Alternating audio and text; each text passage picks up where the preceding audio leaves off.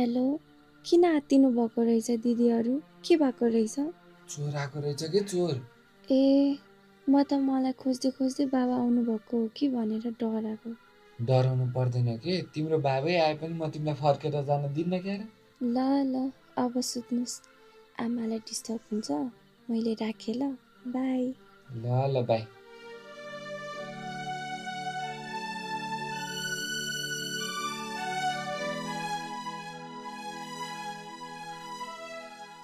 ल तिमी त चिया चिया खाएर डराउनु पर्दैन कि बुढो, चिन्ता गर्नै पर्दैन। अघि दाइले भन्नुभएको जस्तै होला कि। हेर्नु बुढा, हरेक रात एउटै मान्छेले यसरी झ्यालबाट हेर्नु यो साधारण कुरा चाहिँ होइन। मलाई त त्यही गुन्डाको केही चलखेल हो कि जस्तो लागिरहेको छ। केही चल्केन बुढो, त्यो गुन्डा त्यसरी त्यहाँबाट फुत्किएर प्रहरीको नजरबाट बचेर यहाँ आउनै सक्दैन। त्यो त अहिले जेलमा होला नि। यतिकै त्यो मान्छे गुन्डा नै भएको भएदेखि त्यसको उद्देश्य भनेको त हामीलाई दुःख दिनु हो नि।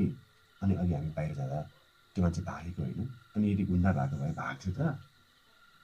चिन्ता गर्नु पर्दैन, सुतौँ सुतौँ कि। हजुर विश्वासै गर्नुहुन्न। हेर्नु यो कुरालाई यति साधारण लिउँ भने हामीलाई समस्या पर्न सक्छ। हामी अलिक सतर्क हुनुपर्छ। बरु केही समस्या पर्दैन, तिमी ढुक्क। दाइले भन्नुभयो जस्तै त्यो माथितिर पसल गर्ने मान्छे होला।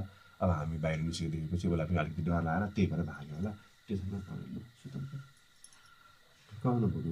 यो झ्यालमा चाहिँ बरु यसो केही कपडा कोचिदिने हो कि। मलाई त झ्यालको अलिकति पल देख्दा पनि त्यो मान्छेले च्याएर हेर्ला कि जस्तो लाग्छ। कपडा कोच्ने होइन, तिमीले यस्तो डराउने कुरा सोच्ने काम चाहिँ बन्द गर्नु पऱ्यो कि। केही पनि कपडै कोचे पनि त्यसले दुःखै दिने उद्देश्य बनाएको रहेछ, त्यो कपडा हटाउनु सक्यो के ठुलो।